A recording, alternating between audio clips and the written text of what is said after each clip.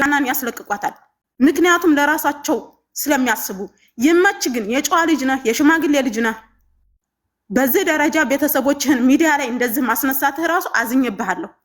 ምክንያቱም ይህን ጉዳይ ድሮ መፍታት ትችል ነበር። እንዳለች እያወቃችሁ ሚዲያ ላይ ሳይመጣ መፍታት ትችሉ ነበረ። ልጅቷን ማስለቀቅ ትችሉ ነበር። አሁንም የባሰ ችግር ሳይመጣ ነገ ተነጎዳ ሳትሉ ልጅቷን አስለቅቅ ይመች።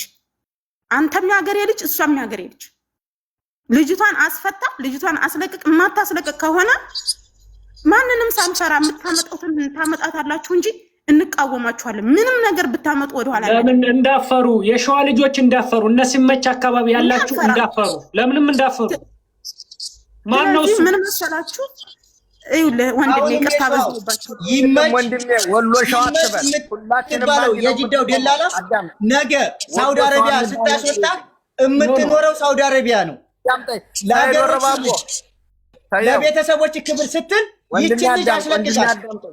ይችን ልጅ አስለቅቃት። ይመች። እየሰማህ ነው። መልካምነትን እየተወራልህ ነው በአገሮች ልጆች። አህመድ እኔ የሸዋ ወሎ ማለት ሳይሆን አንዴ ቤት አማራ ለአህመድ ልንገረው። አንዴ ቤት አማራ ለሸዋ ወሎ ማለት ሳይሆን የይመች ሰፈር የሰፈሮቹ ልጆች ነው ያልኩት። ሀገራችን ልጆች እያንዳንዳችን ለዚች ልጅ ህይወት ሁላችንም ዋጋ ከፍለን ምን እንዳደረጓት ምን እንደሆነች ነገ ለቤተሰቦቿ ጋር ያለንን አድርገን አቅማችንን ተጠቅመን ለቤተሰቦቿ ጋር እንዲቀለቅሉልን ማድረግ ነው። ምንም ነገር ይሁን። እኔም እሱን ነው የምለው። የሱ የሰፈሩ ልጆች ኖ እንደዛ አይደለም።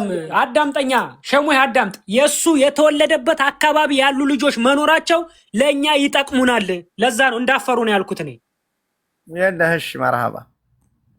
እኛ አሁን ይኸውልህ የሰፈርም ይሁን የመንደርም ይሁን እኛ 24 ሰዓት እድል ሰጥተናል። በዚህ በ24 ሰዓት ውስጥ ቻለው ወይም ይችላል የሚባል ሰውዬ ተማክሮ ልጅቱን ወደ ልጇ ዘንዳ ጅዳ እንዲደበልቅ በቀጥታ እንዲደበልቅ እድል ሰጥተን እስከ 24 ሰዓት። ከዛ በኋላ እኛ ሙሉ በሙሉ ከጉዳዩ ላይ እጃችን አንስተን እንወጣለን። ከ24 ሰዓት በኋላ እጃችን አንስተኛ ሙሉ ተጉዳዩ እንወጣለን። ከዛ በኋላ ራሱና ራሱ ይዳክራታል። አያገባንም። ግን በዚህ በ24 ሰዓት ውስጥ ደውሎ ልጅቱ ወደ ጅዳ መንገድ እንድትጀምር ልጇ ጋር እንድትደበለቅ እንዲጀምር ማድረግ አለበት። ከዚህ የቀረ ብናወራው ምንም እንትን አይልም። ደግሞ በተረፈ ነገ ደግሞ እንሄድበታለን። ገባችሁ አይደለም? ስለዚህ ሌሎች ደግሞ ሌላ ችግር ያለባችሁ በችግር ላይ ችግር አጨምሩልን። አንዱን ጨርሰን እስቲ ከዛ ስራ ዛሬ ስራ አልሰራን ማፊ ተሰራም ልባረር እችላለሁ እንግዲህ። ስለዚህ ተራሱ ዝም ብላችሁ አንዱ ሳያልቅ አንዱ ዛሬ ስንት ሰው መጡ። ይሄን እያዩ ዝያ እየታገል ያመጣሉ። እኔም ሰብሩ ያ ይመች።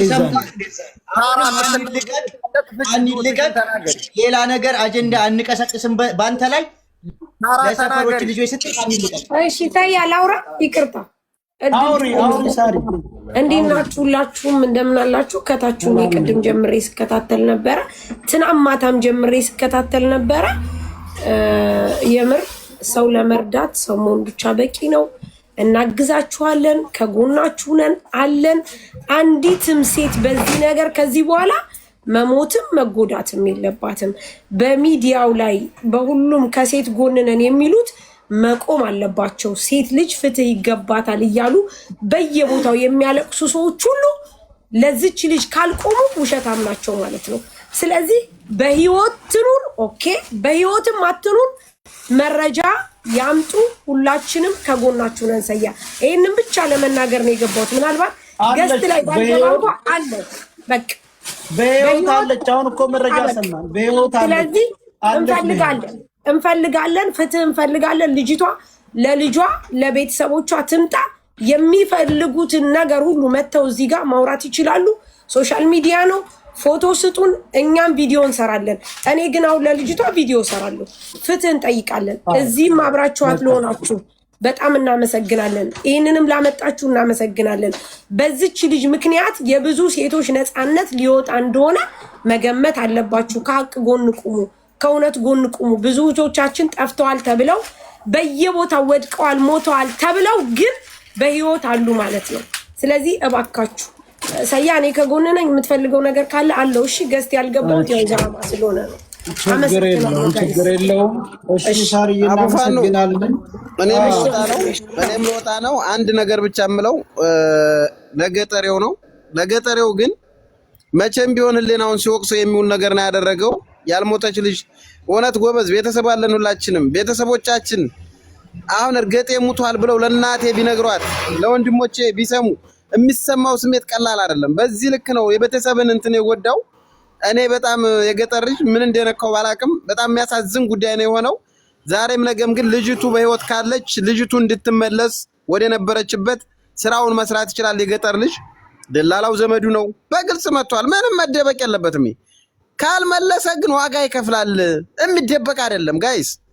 ወሬ መሬት ላይ ወርዷል ጉዳዩ። በቃ 4 ነጥብ። የገጠር ልጅ ወዳ ብትይ ወዲህ ብትል የሰው ልጅ ሙቷል ብለህ የመላይ ጥለህ ሄደህ ስታበቃ ሙቷል ብለህ ቤተሰብን አስረድተህ አገር አስለቅሰህ ስንት አይነት ጠባሳ ጥለህ ሰው ላይ ዛሬ ብትል መሸመሽ ማንም አይፋታ። ደንቆሮ አትሁን። እናቴ ትሙት ራስህን አጥሪያ ከዚህ ነገር ልጅ አራት ወር ሙሉ ምንድነው እሷን ደብቋል አይደለም። እኛም በሱ ምክንያቶች ሴትዮ እኛም ዝም ያልነው አቡፋን ነው። እኛም ዝም ያልነው ስለምናውቀው ልጁን እንደው የኛው ነው እያልን ለመሸፋፈን ሞከርን። እሱ ግን ጭራሽ ልብስብስ አድርጎ መሄድ ነው የሚፈልገው። ህሌና ካለህ ህሌና ይውቀስህ። እህት ካለህ እናት አለህ አለ። ከሴት ነው የተወለድከው። ይቺ ሴት የተሰቃየችው ስቃይ እዛ በረሃ ላይ በአንተ እናትና በአንተ እህት ቢሆን እንዴት ነበር የምታየው? በእናትህ ድራማህን እዚህ ጋር ማቆም አለብህ። ድራማህን ትተህ አሁን ልጅቱን ማዳን አለብህ። 4 ነጥብ። ከዚያ ውጭ እምቢ ካልክ ገብተንበታል። ሁላችንም እንለጠልጣለን፣ እናዝለጠልጣለን እስከ መሬት ማለት ነው። ይሄ ደግሞ አቅማለን ታውቃለህ። እያንዳንድህ ማለማውራት ፈልገን እንጂ ምንም አታመጣም። ሞትን እንከላከላለን። እንግዲህ አንድ ጊዜ የሚፈጠረውን ነገር እንሄድበታለን። ምንም የሚያስፈራ ነገር የለም እንዴ። እሺ አንድ ጊዜ እኔ ቅድም ደጋግሜ ተናግሬ ያለሁኝ ይመች የምትባል ግለሰብ በተሰጠው በ24 ሰዓት ውስጥ ልጅቱን ድምጧ እንድታሰማን ወደ ጅዳም ሆነ ወደምትፈልግበት ልጄ ጋ ነው የምሄደው ብላለች ብለዋል። ልጄ ጋ ድርሱ ብላለች ብለዋል። በቀጥታ ወደ ጅዳ መንገድ እንዲጀምር